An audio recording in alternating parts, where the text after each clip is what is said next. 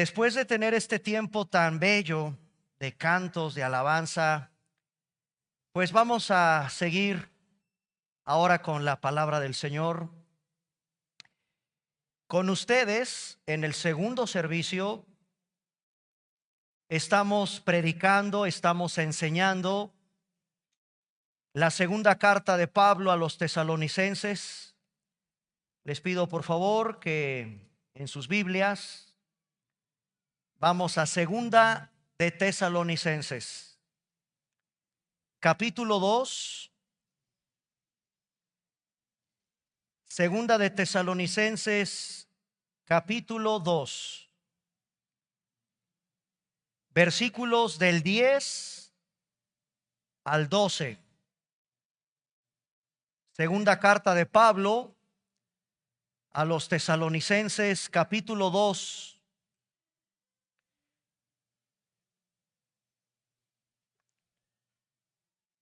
El contexto de esta parte de la carta es muy interesante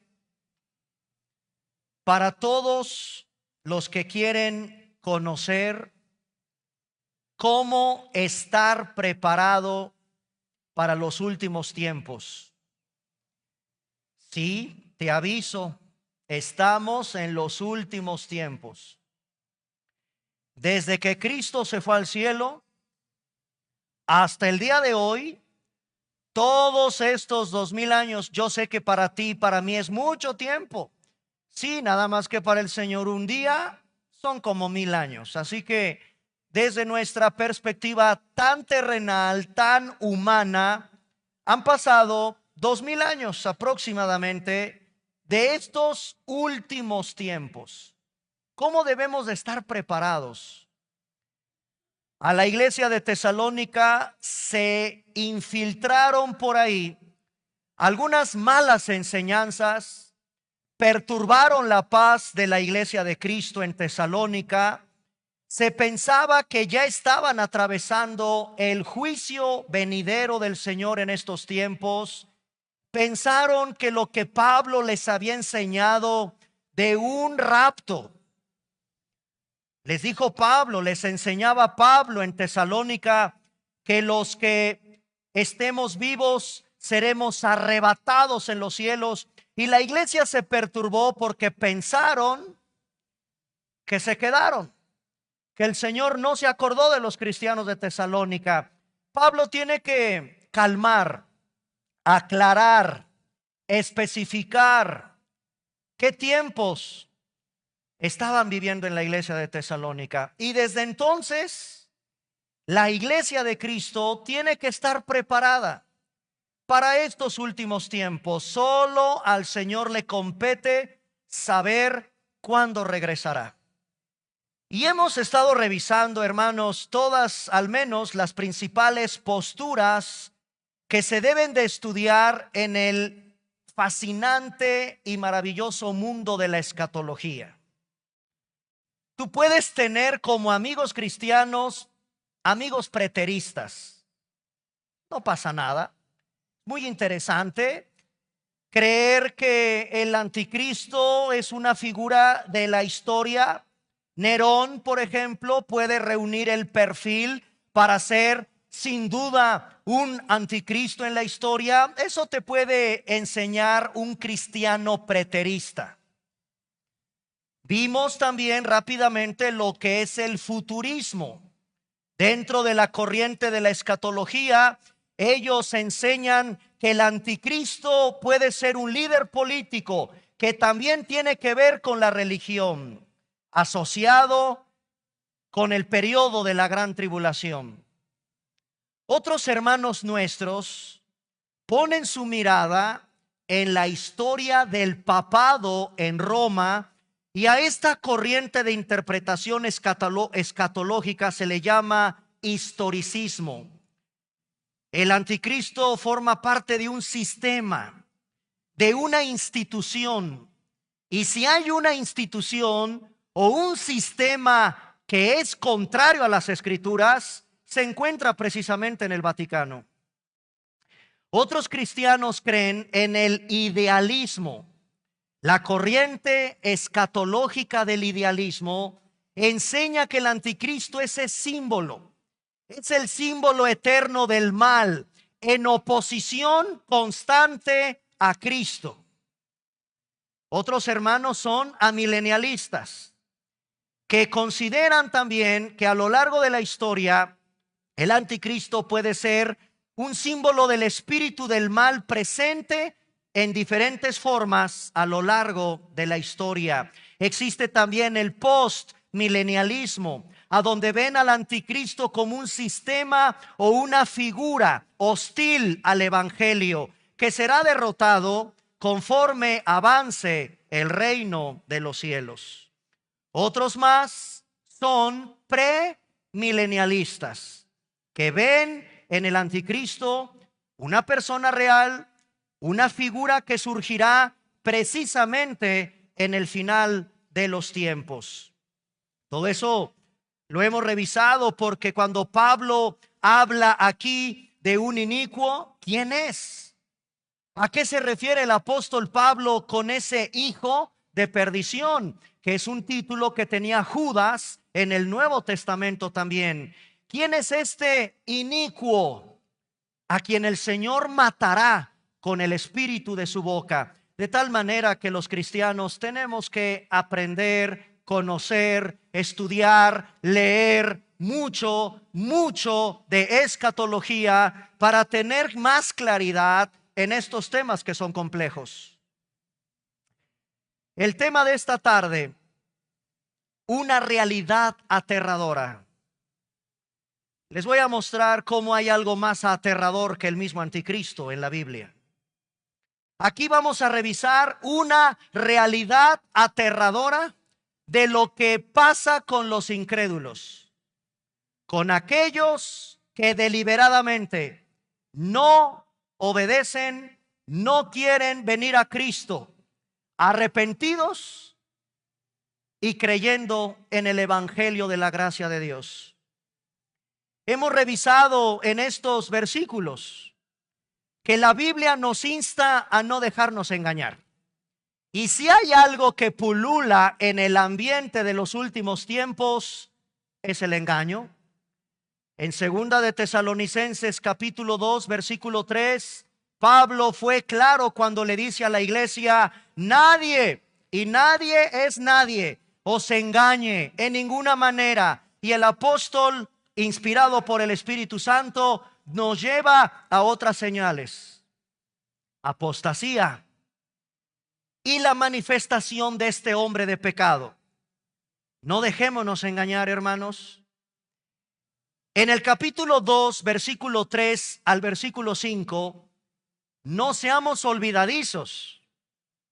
Como nunca antes, la iglesia tiene que recordar y recordar y recordar qué tiempos estamos viviendo y en qué tiempo la iglesia de Vida Nueva Cuernavaca hoy está viviendo. Estamos viviendo en qué tiempo. No debemos de ser olvidadizos de todo lo que el Señor ya nos mostró en su palabra. En el capítulo 2, versículos del 6 al 10, estudiamos cómo no ser ignorantes. Hermanos, si algo adolece el pueblo cristiano de hoy, es que no tienes ni un solo libro de teología en tu librero. No te interesa el discipularte. No te interesa comprar un diccionario o una concordancia Strong's. Hay demasiada ignorancia en el pueblo de Dios. Bueno, ¿cómo quieres estar preparado para los últimos tiempos si no debes estar constantemente leyendo, estudiando, revisando lo que el Señor muestra en su palabra? Y más cuando el engaño pulula en estos tiempos. El capítulo 2, versículos del 10 al 12, la Biblia nos dice que cuidemos no ser incrédulos. Confiemos. Estamos seguros de que Cristo va a regresar.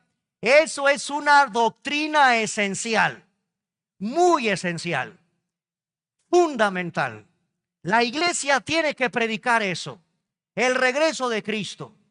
Ten la seguridad de que Cristo va a regresar. No seas incrédulo. En el capítulo 2, versículos del 13 al 14, el apóstol Pablo le pide a la iglesia no ser inseguros. Y en el capítulo 2, del 15 al 17, no seamos una iglesia débil. Ahí está el contexto del pasaje que en esta tarde vamos a estudiar. ¿Cómo debo estar preparado para los últimos tiempos? Pero precisamente en el contexto del capítulo 2 de la segunda carta de Tesalonicenses, encontramos asombrosas revelaciones de cómo actúa Dios en el corazón de un incrédulo. Esa es una realidad aterradora y la vamos a revisar con la guía del Espíritu Santo. Oremos.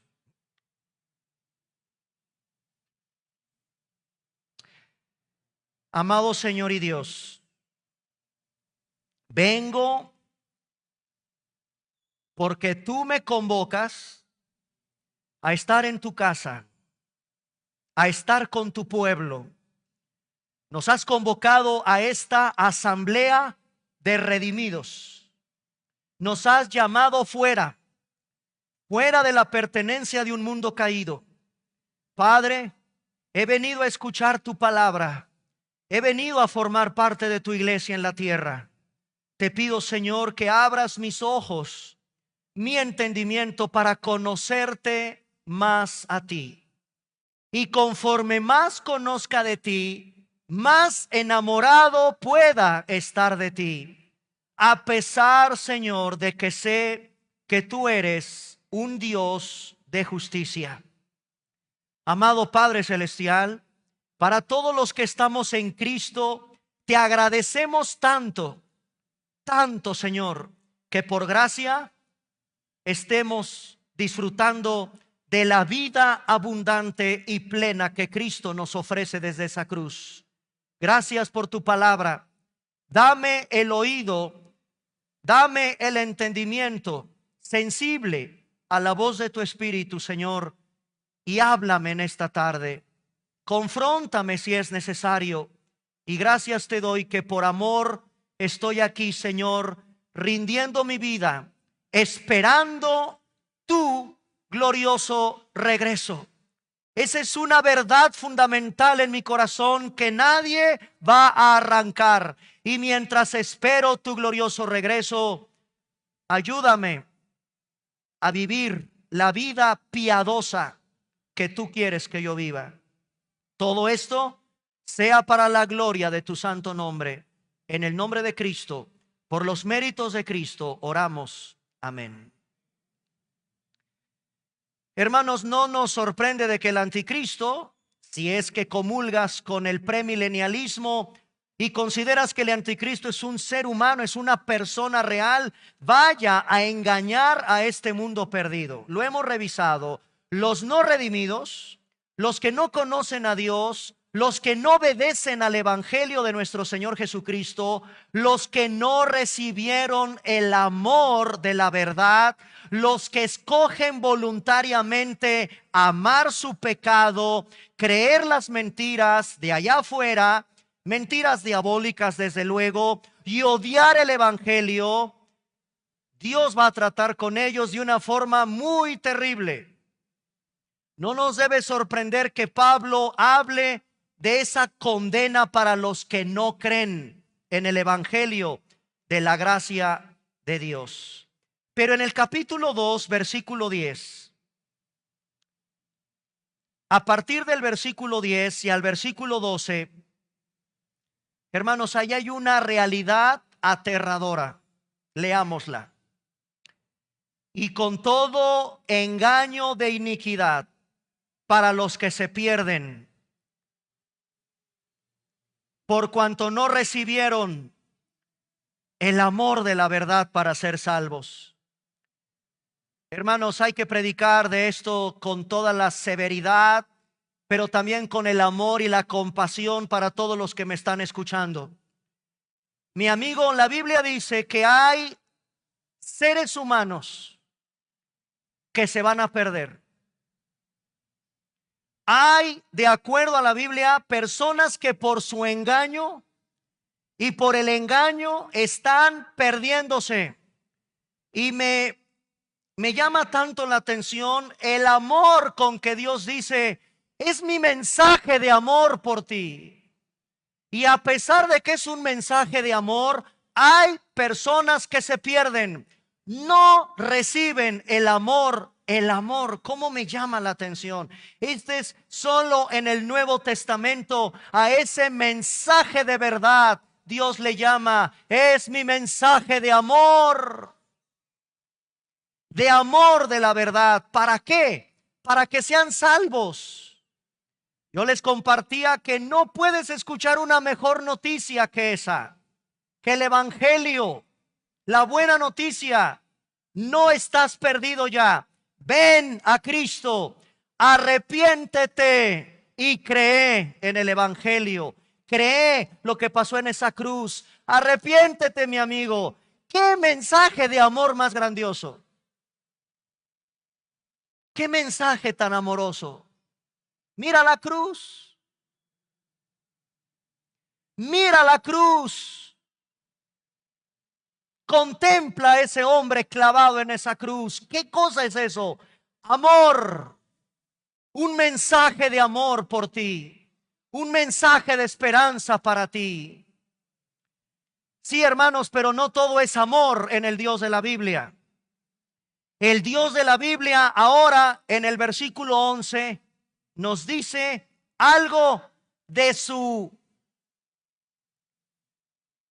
carácter, de su santidad perfecta, de su justicia perfecta. Sí hay un mensaje de amor, pero también, versículo 11, por esto, por esos incrédulos, por esos que van camino a la perdición, porque no recibes el amor de la verdad, por eso ahora escucha lo que Dios hace. Dios te envía un poder engañoso. Dios te envía ese poder para que sigas siendo engañado y creas la mentira. Versículo 12. Y lo hace el Señor a fin de que sean condenados todos los que no creyeron a la verdad, sino que se complacieron en la injusticia. A ver, seamos sinceros. ¿Te habías puesto a reflexionar lo que Dios hace? Estoy predicando del amor de la cruz, pero al mismo tiempo tengo que predicarte de una realidad aterradora y que forma parte de lo peor que puede hacer Dios con un ser humano. Juicio. ¿Y qué clase de juicio es este? Dios te envía, Dios quita, Dios te empuja, como lo vamos a ir revisando conforme vayamos revisando en la Escritura, cómo Dios en una realidad aterradora decide el destino de quienes odian el Evangelio. Les envía. ¿No quieres conocer el único mensaje de verdad? ¿No te es suficiente mis manos taladradas en una cruz por ti? ¿Tú crees que hay algo más grande que lo que yo hice por ti al descender y morir por ti? ¿Eso no lo crees? ¿No te es suficiente ese mensaje que hice yo sin que tú lo merecieras, que por pura gracia lo hago? ¿No te es suficiente lo que yo hago por ti? Perfecto. ¿No quieres la verdad? Te envío un poder engañoso para que creas la mentira. Este engaño del anticristo tiene éxito porque se ajusta al propósito soberano de Dios. Hermanos, Dios en la Biblia ha sentenciado a los incrédulos. Y mi amigo, con todo mi corazón te lo digo, cree y arrepiéntete. Ven a Cristo. Y ven a Cristo, mi amigo, porque Dios ya ha dictado una sentencia y los abogados decimos es irrevocable, cosa juzgada. No hay recursos de apelación en contra de la sentencia que Dios ha determinado contra los incrédulos. Si tú en esta tarde aceptas el mal como si fuera bueno y las mentiras como si fueran verdad, tienes un grave problema. Vamos a revisar un poco el carácter del Señor. No para que te dé miedo. Bueno, sí, te debe de dar pavor caer en las manos de un Dios vivo. Pero quiero llevarlos conforme a la Escritura para que no te alejes del Señor, todo lo contrario, acércate. El solo hecho de que estés aquí sentado escuchando este mensaje habla del amor que tiene Dios por ti.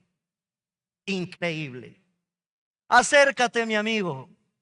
Dios es el que te convoca a formar parte de esta o de la iglesia de Cristo. En Proverbios vamos a revisar un poco de ese carácter de Dios.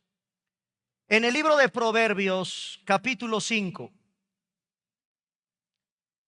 Este libro maravilloso donde Dios encapsula en breves frases la sabiduría que viene de Él. ¡Wow! ¿Qué tan sabio será Dios? Bueno, ve Proverbios y te darás cuenta la profunda sabiduría que el Señor pone por amor a ti y te lo da en pequeñas frases. Por eso son proverbios. Encapsulada la mente de Dios, sabio, Dios sabio y poderoso. Proverbios capítulo 5, versículo 21. Porque los caminos del hombre, esto te debe de mover al temor reverente, santo, puro, que tú y yo debemos de conducirnos a la calle, en tu casa, en el cuarto, en la privacidad con tu internet, a donde vayas en la privacidad de tu vida. Tienes que recordar que los caminos del hombre están delante de los ojos de un Dios que todo ve. El hecho de que tú cuando te encierres en tu cuarto y veas lo que ves en internet, el hecho de que tú hables como hablas con tus amigos en la oficina, el hecho de que tú te comportes donde estés, debes recordar, mi amado hermano, que los ojos del Señor están delante de ti.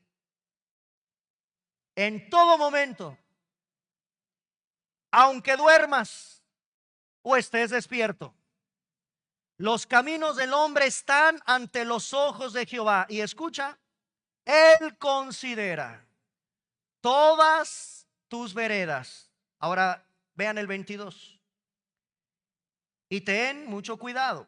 Este mensaje de esta realidad aterradora te debe de inmediato mover al arrepentimiento, porque el Señor dice: yo soy el Dios que prenderá al impío sus propias iniquidades y será retenido con las cuerdas de su pecado.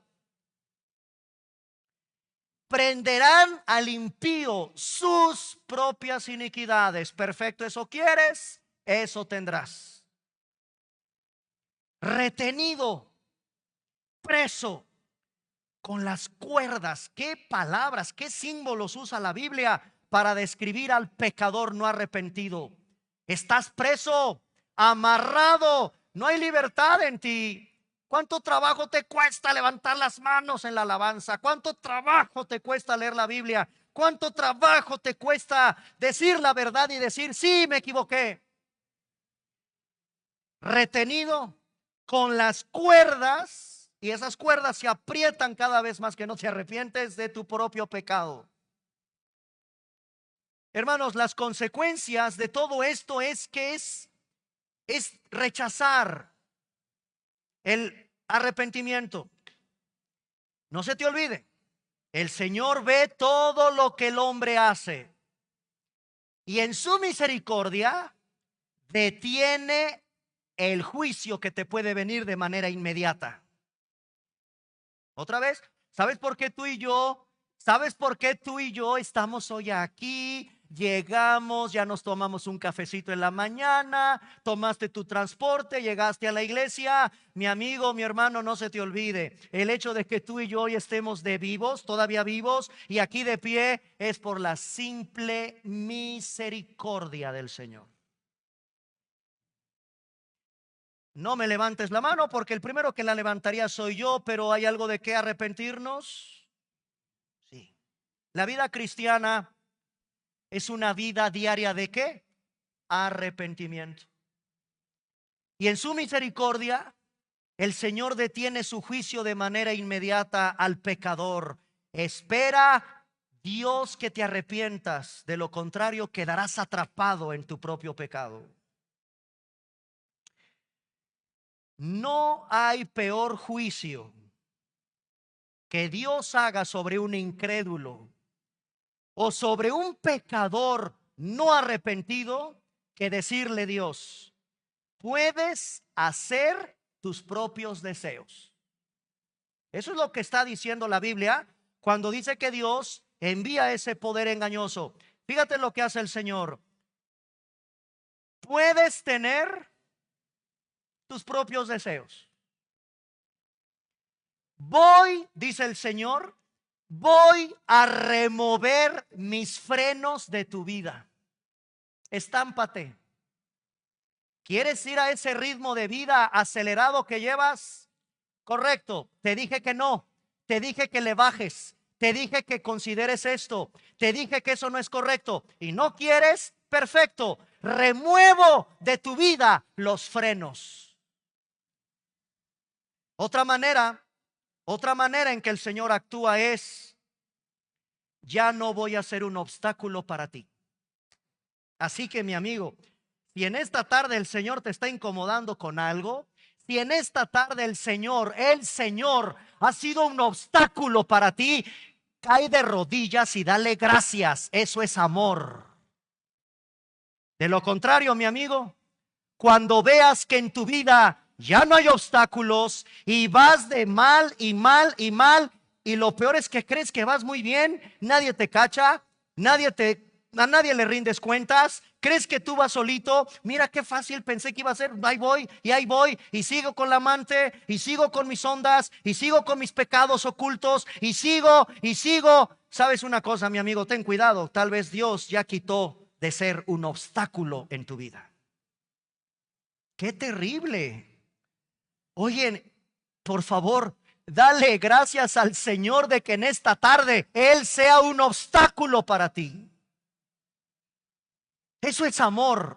Eso significa que si eres su hijo. De lo contrario, los irredentos, ¿se acuerdan esa palabrita? Los irredentos, los no regenerados, los incrédulos, los no arrepentidos, son a los que Dios los deja en sus propios deseos.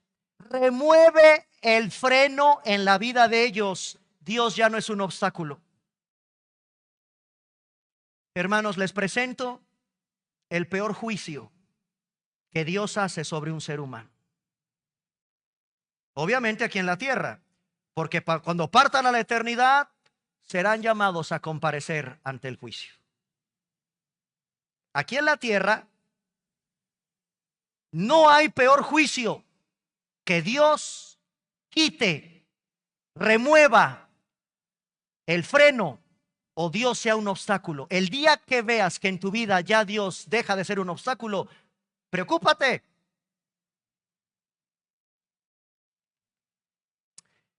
Romanos capítulo 1.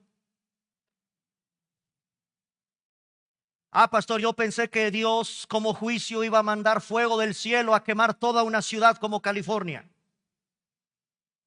Yo pensé que el peor juicio era como Sodoma y Gomorra, enviando fuego y azufre sobre una ciudad.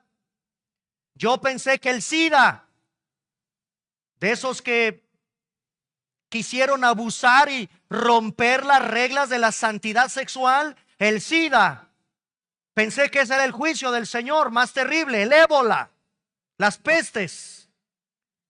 Pensé que un terremoto, un tsunami o que el Señor arrasara con un pueblo entero por una plaga. Bueno, sin duda, no hay un solo rincón en el planeta Tierra donde Dios no ejerza su soberanía. Eso es verdad. Pero de acuerdo a la perspectiva bíblica, no hay peor juicio que Dios haga sobre un incrédulo que dejando al incrédulo embarrarse, estrellarse en lo que él quiere, en su propio pecado. En Romanos capítulo 1, versículo 21, Pablo lo dice de esta manera: pues habiendo conocido a Dios, no le glorificaron como a Dios, ni le dieron gracias, sino que se envanecieron en sus razonamientos y su necio corazón fue entenebrecido. Versículo 22, profesando ser sabios, se hicieron necios. Cambiaron la gloria del Dios incorruptible en semejanza de imagen de hombre corruptible, de aves, de cuadrúpedos y de reptiles. Vea el versículo 24, por lo cual también Dios, y ahí está, es Dios el que los entregó. O sea, lo que te acabo de decir, Dios los dejó a tus propios deseos. Dicen en México, el que por gusto muere, hasta la muerte le sabe. Síguele. Dios quitó el freno de la vida de todos estos que describe Pablo. Dios ya dejó de ser un obstáculo aquí. ¿Qué hace el Señor? Los entregó Dios a la inmundicia en las concupiscencias de sus corazones, de modo que deshonraron entre sí sus propios cuerpos. Versículo 26, otra vez, por si no quedó claro. Por esto Dios, no el diablo, Dios los entregó.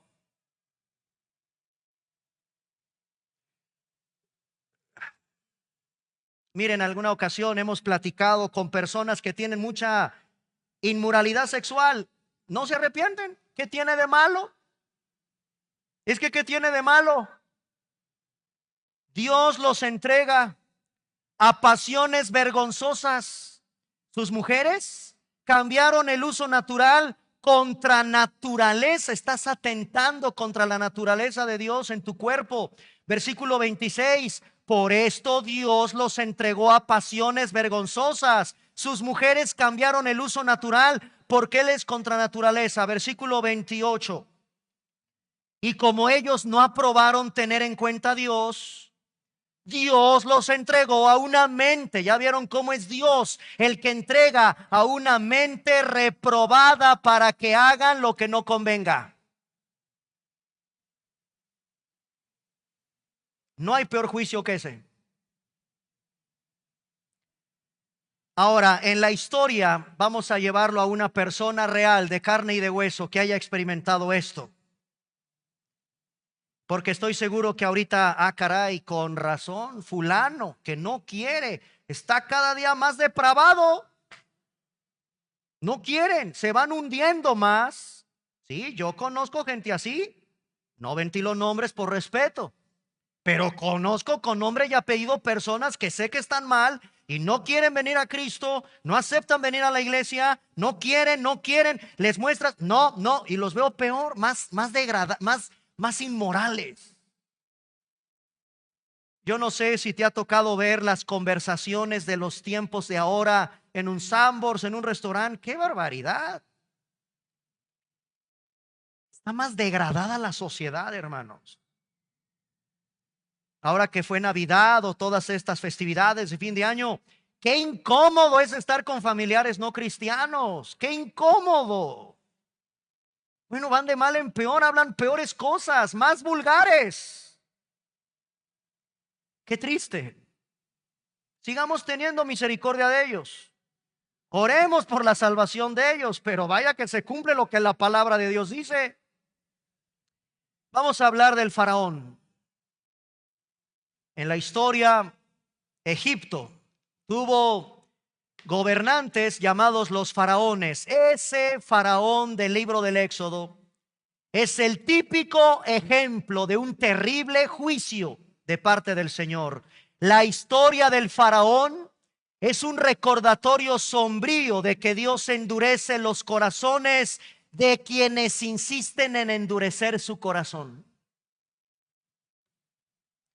Dios endurece el corazón del faraón porque el faraón decidió endurecer su corazón. Éxodo, capítulo 8.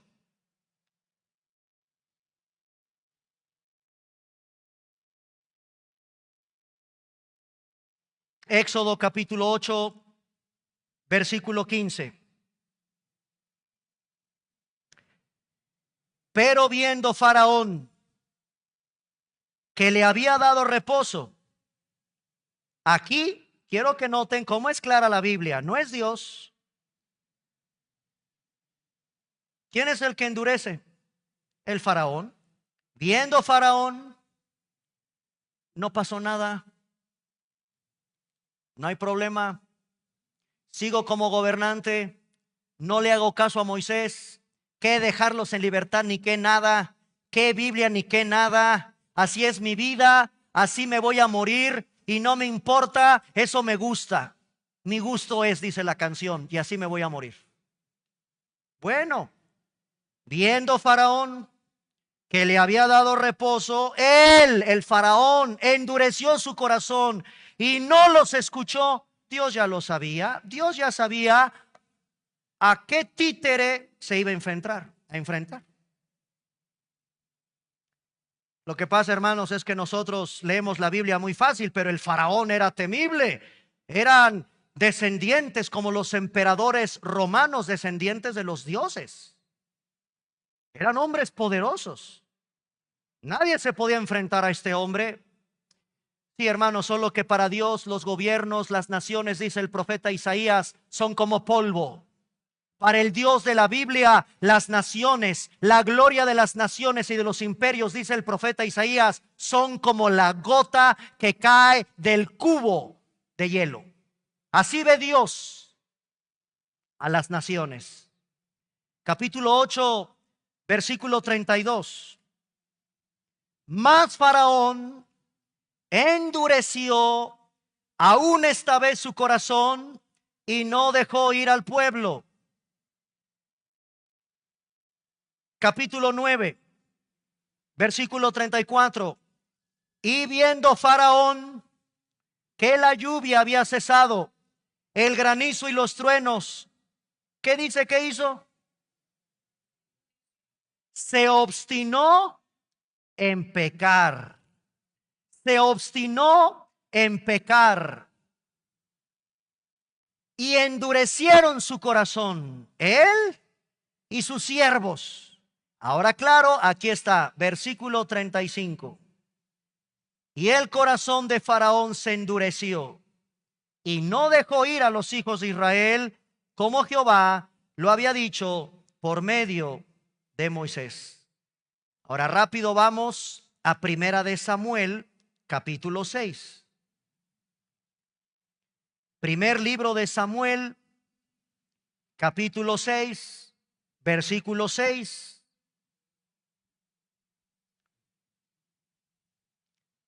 ¿Cómo quedó este endurecimiento registrado en la historia? Y llegamos al primer libro de Samuel, capítulo 6, verso 6. ¿Por qué endurecéis vuestros corazones como los egipcios? Y Faraón endurecieron su corazón. Después que los había tratado así, no los dejaron ir y se fueron. Miren cómo quedó en la historia ese endurecimiento de un hombre terco, obstinado en pecar. No. Regresamos a Éxodo capítulo 4. Éxodo capítulo 4, versículo 21. Éxodo 4, 21. Aquí el faraón decretó, por todo lo que estamos leyendo que hizo, sentencia. Sentencia ante un Dios que nadie se burla. Éxodo capítulo 4, versículo 21. Y dijo Jehová a Moisés: cuando hayas vuelto a Egipto, mira que hagas delante de Faraón todas las maravillas que he puesto en tu mano. Pero, ahí está. Yo, dice el Señor, yo endureceré su corazón, de modo que no dejará ir al pueblo. El capítulo 7, versículo 3. Y yo, dice el Señor, Éxodo 7:3, yo, dice el Señor, endureceré el corazón de Faraón y multiplicaré en la tierra de Egipto mis señales y mis maravillas. Capítulo 9, versículo 12 del mismo libro del Éxodo, 9:12. Pero Jehová endureció el corazón de Faraón y no los oyó, como Jehová lo había dicho a Moisés. Dios endureció el corazón de este hombre. Capítulo 10, verso 1. Jehová dijo a Moisés: entra en la presencia del Faraón, porque yo he endurecido su corazón y el corazón de sus siervos para mostrar entre ellos mis señales. Capítulo 10, verso 20.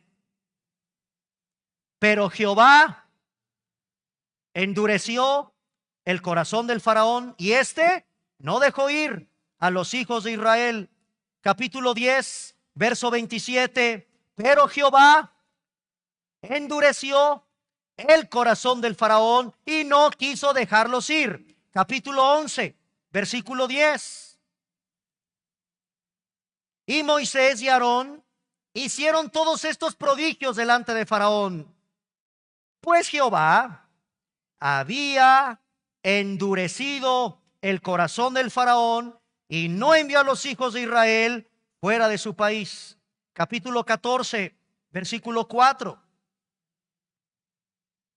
Y yo endureceré el corazón del Faraón para que lo siga y seré glorificado. Qué increíble es Dios. Fíjate lo que hace. Endurece, pero Él se glorifica. Dios todo lo hace para su gloria. Aún el endurecimiento en juicio contra el Faraón. Dice el capítulo 11, capítulo 11 que ya leímos, verso 10, que es Dios el que endurece. El capítulo 14, versículo 4, Dios endurece. Capítulo 14, verso 8, endureció Jehová el corazón de Faraón, rey de Egipto, y él siguió a los hijos de Israel, pero los hijos de Israel habían salido con mano poderosa. ¿Te queda claro quién está detrás de ese juicio? Dios. Ahora, ya para terminar, vean también cómo lo expresa el libro de Isaías en el capítulo 6. Libro de Isaías, capítulo 6, versículos del 9 al 10. Hermanos, cuando Cristo bajó a la tierra,